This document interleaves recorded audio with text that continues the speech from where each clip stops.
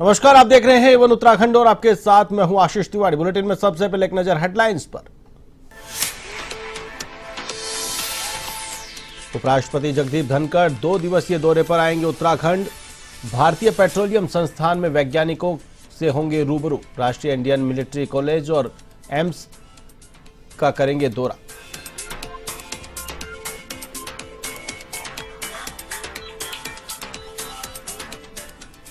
मुख्यमंत्री पुष्कर सिंह धामी का टिहरी दौरा। नागराज मंदिर के समारोह में हुए शामिल। सीएम धामी ने किया पौधारोपण।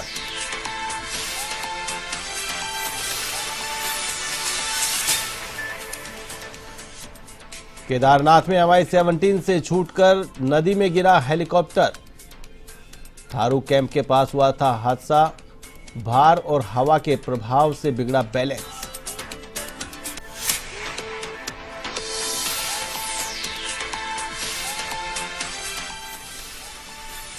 उत्तराखंड में मानसून सीजन के दौरान स्थिति बदहाल। 102 किलोमीटर लंबे यमुनोत्री हाईवे पर 8 भूस्खलन जोन हुए सक्रिय। 50 किलोमीटर का क्षेत्र गड्ढों में हुआ तब्दील।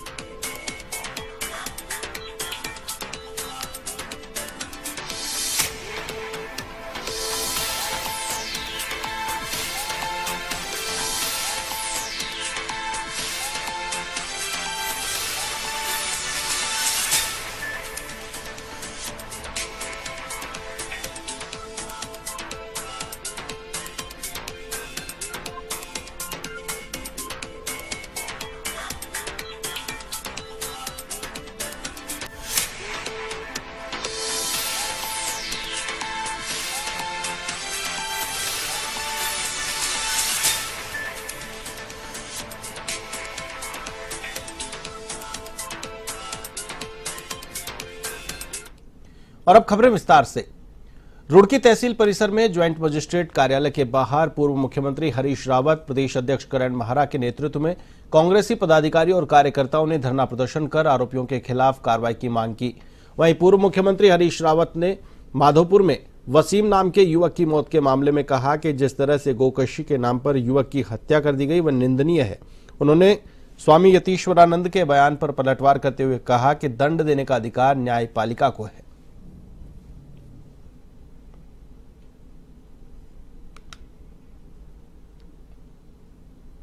आज रुड़की में लड़ रहे हैं इस न्यायालय में, कल एसएसपी के कार्यालय में हुंकार भरेंगे और जरूरत पड़ी तो देहरादून में विधानसभा में भी हुंकार भरेंगे, लड़ेंगे।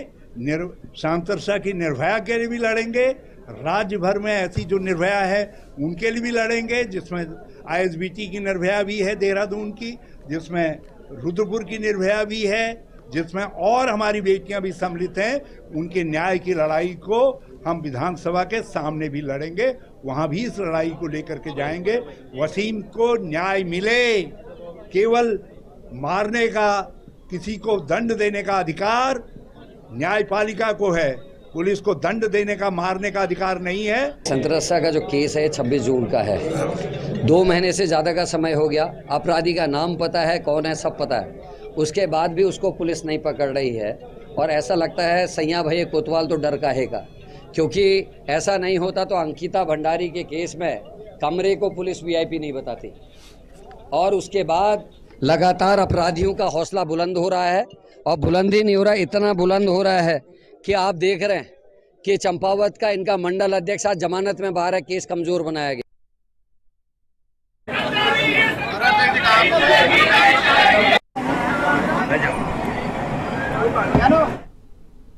जनपद उधम सिंह नगर के खटीमा में राज्य आंदोलनकारियों ने बलिया तहसील का घेराव किया। गौरतलब है कि खटीमा तहसील स्तर पर चिन्हित कर परिचय पत्र दिलाए जाने को लेकर धरना दिया, जबकि जिलाधिकारी की अध्यक्षता में गठित जिला चिन्हीकरण समिति ने 950 व्यक्तियों की सूची प्रेषित की थी, जिसमें से मात्र 708 चिन्हीकरण कर बाकी 242 व्यक्तियों को छोड़ दिया गया। गोली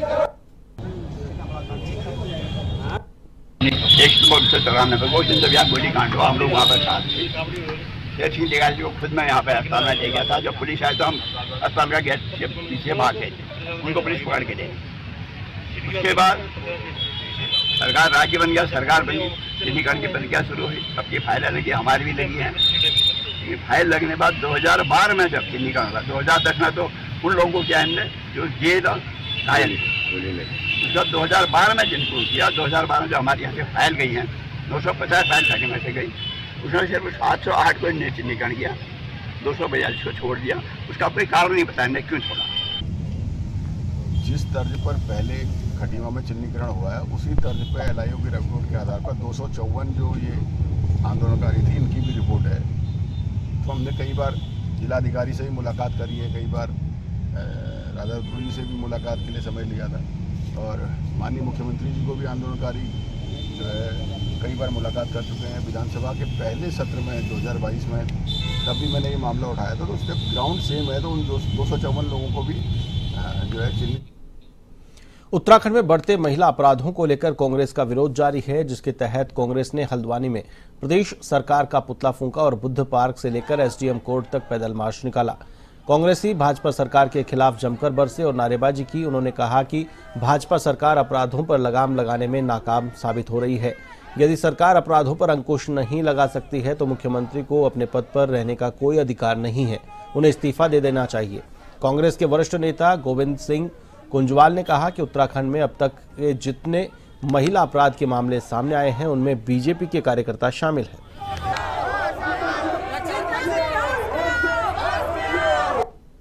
भारतीय जनता पार्टी के शासन में इस देश के अंदर हमारी बहनें बेटियां सुरक्षित नहीं हैं और उन पर बलात्कार के केस दिन पर दिन बढ़ते जा रहे हैं। चाहे कलकत्ता हो, चाहे हमारे देवभूमि उत्तराखंड हो, पूरा देश कहीं पर छूटा नहीं है।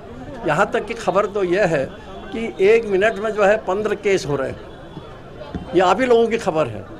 तो इस तरह का अत्याचार जब बहनों पर हो रहा है और भारतीय जनता पार्टी बिल्कुल मौन खड़ी हुई है, ज़रा कल्पना करिए हमारी देहरादून आईएसबीटी में जो घटना हुई उसमें जिस तरह से रोडवेज के ही परिवहन विभाग के ही 5 कर्मचारी लिप्त पाए गए हैं और आज तक उन पर कोई कार्रवाई नहीं हुई है। तो ये इसका मतलब ये है कि भारतीय जनता पार्टी इस कार्यक्रम।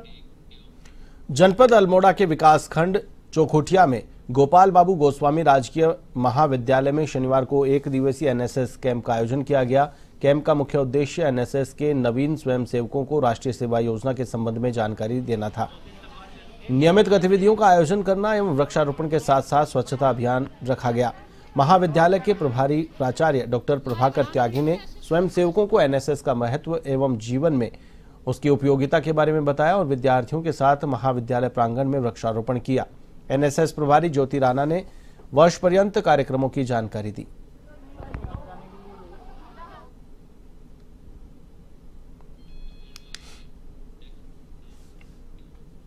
उन्नीस सौ 1970 के टिहरी विस्थापितों की 50 साल पुरानी मांग पूरी होने जा रही है। हरिद्वार के पथरी और आसपास के इलाकों में 369 हेक्टेयर जमीन पर टिहरी विस्थापितों को जल्द ही भूमिधारी का अधिकार प्राप्त हो जाएगा। हरिद्वार के रोशनाबाद स्थित जिला मुख्यालय में ग्रामीण विधायक अनुपमा रावत समेत तमाम जनप्रतिनिधियों, टीएसडीसी, वन विभाग और राजस्व विभाग के साथ बैठक कर सभी पक्षों में सहमति बनाई गई। जिलाधिकारी का कहना है कि 1 माह के अंदर भूमिधारी प्रस्ताव तैयार कर केंद्र सरकार को भेजा जाएगा।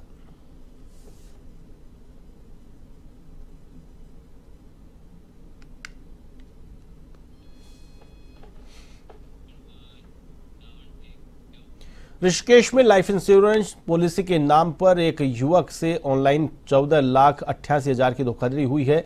पीड़ित ने पुलिस को शिकायत देकर साइबर ठगों के खिलाफ मामला दर्ज कराया है। पुलिस ने मामला दर्ज कर मामले में जांच और अग्रिम कार्रवाई शुरू कर दी है।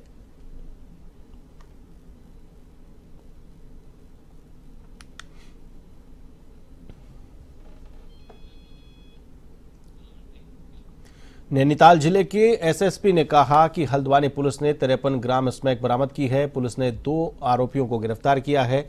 दोनों आरोपियों को मंडी बाईपास से गिरफ्तार किया गया है। एक आरोपी के पास से 27 ग्राम और दूसरे के पास से 26 ग्राम स्मैक बरामद की गई है।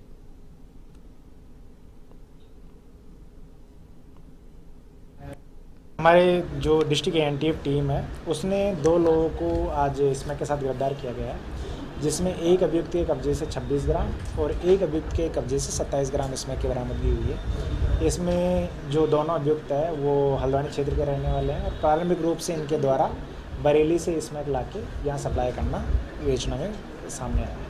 कब से ये लोग ला रहे थे स्मैक और इसका कुछ पता चल पाया है कहाँ कहाँ किन क्षेत्रों में ये लोग बेचते थे? देखिए, जो अभी तक की बेचना है उसके हिसाब से और जो एनटीएफ के द्वारा सर्विलांस किया गया उससे पहले आ रही थी कि टीपी नगर क्षेत्र में और मंडी क्षेत्र में कुछ लोगों के द्वारा स्मैक की सप्लाई की जा रही है। तो उसी को मद्देनज़र रखते हुए हमारी एनटीएफ की टीम जो है इसमें काफ़ी टाइम सर्विलांस कर रही थी और आज उसी में इनको सफलता मिली है, जिसमें Mussoorie traders and welfare association ने मेधावी छात्र छात्रा सम्मान समारोह 2024 का आयोजन किया, जिसमें हिंदी एवं अंग्रेजी माध्यम के कक्षा 10वीं और 12वीं बोर्ड परीक्षाओं में उत्कृष्ट प्रदर्शन करने वाले 581 छात्र छात्राओं को स्मृति चिन्ह व प्रशस्ति पत्र देकर सम्मानित किया गया, जिसमें उत्तराखंड बोर्ड, सीबीएसई, आईसीएसई और में 75% से 99% अंक प्राप्त करने वाले छात्र छात्राओं को सम्मानित किया गया। राधा कृष्ण मंदिर सभागार में आयोजित मेधावी छात्र सम्मान समारोह में मसूरी के हिंदी व अंग्रेजी माध्यमों में 23 विद्यालयों के मेधावी छात्रों ने प्रतिभाग किया।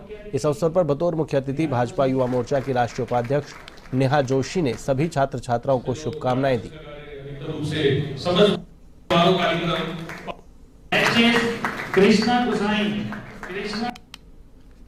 प्राइवेट स्कूल चल रहे हैं, वहाँ के बच्चे भी थे, यूके बोर्ड के बच्चे भी थे, आईसीएसई सीबीएसई के बच्चे भी थे। तो हर वर्ग का बच्चा आज इस सभागार में हमें यहाँ देखने को मिला, वो एक साथ मिले भी, एक प्रोत्साहन उनको मिला और प्रोत्साहन सभी को अच्छा लगता है। तो मैं बधाई दूंगी कि आने वाला जो हमारा भविष्य है उत्तराखंड का और देश का, उसको प्रोत्साहित करने का काम आज मसूरी ट्रेडर्स वेलफेयर एसोसिएशन का है। बहुत अच्छा है। देखिए, लीडर्स तो हमें हर फील्ड में ही चाहिए होते हैं, चाहे आप किसी भी क्षेत्र में जाएँ, आप साइंटिस्ट बन जाएँ, आप डॉक्टर बन जाए, लीडरशिप हर फील्ड में आपको चाहिए होती है। लेकिन उसके साथ साथ मैंने बच्चों से ये भी कहा कि इनमें से कुछ लोग इंटेलिजेंट लोग, स्मार्ट लोग, पढ़े लिखे लोग जब पॉलिटिकल फील्ड को चुनेंगे तो मुझे लगता है कि पॉलिटिकल फील्ड भी और ज़्यादा अच्छी होती जाएगी। और एक वेल इंटेंशन के साथ जो हम चाहते हैं कि हमारे राजनेता आए और अच्छी नॉलेज लेकर आए, तो जब ऐसे बच्चे पॉलिटिक्स को चुनेंगे, राजनीति को चुनेंगे एज अ करियर, तो मुझे लगता है कि ओवरऑल। हल्द्वानी में उद्योग मित्रों की मीटिंग का आयोजन हुआ। मीटिंग मुख्य विकास अधिकारी नैनीताल की अध्यक्षता में आयोजित की गई। इस दौरान उद्यमियों ने सुझाव दिया कि समय समय पर बैठक का आयोजन किया जाए, जिसमें उनकी समस्याओं का निदान हो सके। इसके अलावा बैठक में मूलभूत सुविधाओं के मुद्दे को इंडस्ट्री के हिसाब से प्राथमिकता पर लिया जाए कि कहां किस तरह का समाधान हो सकता है। बैठक में होटल कारोबारियों ने भी होटल इंडस्ट्री से जुड़े मुद्दे उठाए, जिसको देखते हुए मुख्य विकास अधिकारी ने खासकर मुक्तेश्वर क्षेत्र के एसडीएम को सर्वे करने के निर्देश दिए। वहाँ से ही फाइल अगर आप रिकॉर्ड उठा के देखेंगे 2-3 साल। उद्योग मित्र की बैठक काफ़ी लंबे समय बाद हुई है, तो एक तो इनकी डिमांड है कि रेगुलर मीटिंग होनी चाहिए जिससे हमारी समस्याओं का समाधान हो सके। दूसरा ये है कि इनके कुछ इंफ्रास्ट्रक्चर के मुद्दे हैं, जैसे बिजली, पानी, सड़क का, तो इनको जो इंडस्ट्री वाइज देखा जा रहा है कि कहाँ पे क्या समस्या है और उसका क्या समाधान हो सकता है। तीसरा, होटल इंडस्ट्री ने कुछ अपने मुद्दे उठाए हैं क्योंकि होटल का विस्तार हो रहा है, तो उसके लिए भी संबंधित उप जिलाधिकारी को एक बार मुक्तेश्वर क्षेत्र में विशेषकर सर्वे करने के लिए बोला गया है कि वहाँ पे सर्वे करके बताए कि क्या समस्याएं हैं और उसका क्या समाधान हो सकता है। राष्ट्रीय लोकदल पार्टी ने उत्तराखंड में पार्टी को मजबूत करने का काम शुरू कर दिया है। हरिद्वार प्रेस क्लब में आयोजित एक कार्यक्रम में कई लोगों ने सदस्यता ली। पार्टी के नवनियुक्त प्रदेश अध्यक्ष राजेंद्र पंत की अध्यक्षता में भाजपा युवा मोर्चा के प्रदेश सह संयोजक शैलेंद्र पवार ने दर्जन भर समर्थकों के साथ राष्ट्रीय लोकदल का दामन थामा। पार्टी के प्रदेश अध्यक्ष ने बताया कि प्रदेश से लोगों के पलायन, रोजगार और त्रिस्तरीय चुनाव के मुद्दों को राज्य के हर क्षेत्र में उठाया जाएगा। वर्तमान में एनडीए सरकार के गठबंधन में है, लेकिन हमारी अपनी आदरणीय अध्यक्ष से बिल्कुल स्पष्ट तौर पर बात हुई और अध्यक्ष ने हमें आश्वस्त किया हुआ है, उसके तहत हम लगातार काम करते रहेंगे। पहले हम आंदोलन करते थे, अब हम प्रदेश के मुख्यमंत्री करना पड़ा। प्रदेश में बड़े पदों में रहे हैं भारतीय जनता पार्टी में भाई शैलेंद्र पवार जी, जो प्रदेश सह संयोजक एवं कोषाध्यक्ष थे वर्तमान में युवा मोर्चा भारतीय जनता पार्टी। आप लोकतंत्र के चौथे तंत्र के साथ में आपके साथ मैं अपने भाई को बहुत बधाई देता हूँ। उपराष्ट्रपति जगदीप धनखड़ 2 दिवसीय दौरे पर उत्तराखंड पहुंचे। दौरे के पहले दिन वे देहरादून में भारतीय पेट्रोलियम संस्थान में वैज्ञानिकों से रूबरू होंगे। दूसरे दिन ऋषिकेश में राष्ट्रीय इंडियन मिलिट्री कॉलेज और एम्स के कार्यक्रमों में शामिल होंगे। पेट्रोलियम संस्थान में उपराष्ट्रपति वैज्ञानिकों, शिक्षकों और छात्रों से रूबरू होंगे। इसके बाद वे एम्स परिसर में मां के नाम एक पौधा अभियान के तहत पौधारोपण करेंगे। इस दौरान वे चिकित्सकों और छात्रों से संवाद करेंगे।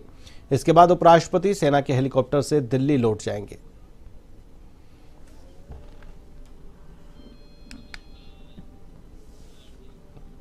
केदारनाथ में एक हेलीकॉप्टर नदी में गिर गया। पर्यटन अधिकारी ने घटना के बारे में जानकारी देते हुए बताया कि हेली को ठीक करवाने के लिए गोचर हवाई पट्टी ले जाया जा रहा था, जिसमें वायुसेना के MI-17 हेलीकॉप्टर से क्रिस्टल एविएशन के हेली को हैंग कर गोचर पहुंचाया जाना था, जिसको लेकर हेली के भार एवं हवा के प्रभाव से MI-17 का बैलेंस बिगड़ गया, जिसके चलते थारू कैंप के पास पहुंचने पर हेलीकॉप्टर को ड्रॉप करना पड़ा। सूचना मिलते ही रेस्क्यू टीम मौके पर पहुंची। टीम स्थिति का मुआयना कर रही है और साथ ही लोगों से अपील की है कि हेली क्रैश में किसी के हताहत होने की अफवाह ना फैलाई जाए।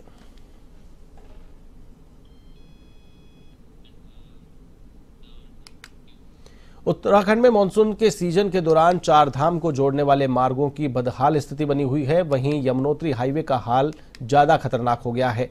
102 किलोमीटर लंबे यमुनोत्री हाईवे पर 8 भूस्खलन जोन नए बने हैं और करीब 50 किलोमीटर का क्षेत्र गड्ढों में तब्दील हो गया है, जो आने वाले सितंबर और अक्टूबर माह में चार धाम यात्रा के सीजन में परेशानी का कारण बन सकता है। यमुनोत्री हाईवे सबसे अधिक डाबरकोट के पास अवरुद्ध हुआ है। वहीं 2 माह के अंतराल में डाबरकोट के पास 20 से अधिक बार भूस्खलन हुआ है।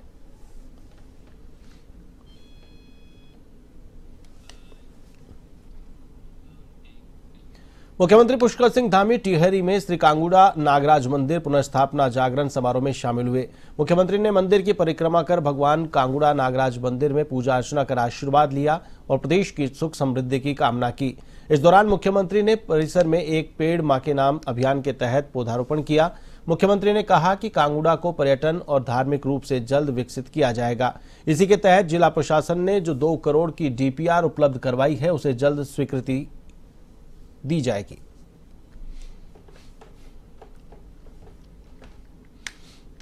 नहीं, अभी बहुत सारे प्रस्ताव हमको दिए हैं, उसमें से झूला का प्रस्ताव है, उसको हम लोग परीक्षा करवा रहे हैं, उसको दिखवा रहे हैं जल्दी से जल्दी जो है जहाँ पर भी ऐसे खेलने की आवश्यकता है उनको बनाया जाए और इसके लिए प्रस्ताव बनाने के लिए कहा है, प्रस्ताव होगा। और ये पूरा हमारा बहुत ही धार्मिक क्षेत्र है और आने वाले समय में ये क्षेत्र हमारा बहुत एक विराट स्वरूप लेगा और उसके लिए हम लोग एक छोटा मास्टर प्लान भी उसका तैयार करेंगे और जो भी यहाँ से जिला प्रशासन को DPR बनाने के लिए कहा है, उन्होंने DPR बना के दी, जल्दी उसको 2 करोड़ रुपये की लगभग की धनराशि। 1970 के टिहरी विस्थापितों की 50 साल पुरानी मांग पूरी होने जा रही है। हरिद्वार में पथरी और आसपास के इलाकों में 369 हेक्टेयर जमीन पर टिहरी विस्थापितों को जल्द ही भूमिधरी का अधिकार प्राप्त हो जाएगा। हरिद्वार के रोशनाबाद स्थित जिला मुख्यालय में ग्रामीण विधायक अनुपमा रावत समेत तमाम जनप्रतिनिधियों, TSDC, वन विभाग और राजस्व विभाग के साथ बैठक कर सभी पक्षों में सहमति बनाई गई। जिलाधिकारी का कहना है कि 1 माह के अंदर भूमिधरी प्रस्ताव तैयार कर केंद्र सरकार को भेजा जाएगा। और विस्थापित हैं, जैसे फेज 1 और 2 की बात जहाँ हो रही है और उसमें लोगों को 70 के दशक में यहाँ पे विस्थापित किया गया था और उनको लगभग 369 हेक्टेयर लैंड करीब अलॉट हुई जी। तो अभी तक उन लोगों को भूमिधरी राइट्स नहीं मिले हैं। तो इसके लिए आज उसी संबंध में हमारी ये मीटिंग थी, तीसरी मीटिंग हमारी थी। तो सर्वसम्मति से फिर जो निर्णय लिया गया, इसमें फॉरेस्ट डिपार्टमेंट भी, DFO भी मौजूद थे और TSDC के कर्मचारी मौजूद थे और जितने भी जनप्रतिनिधि हैं वो सब आए थे।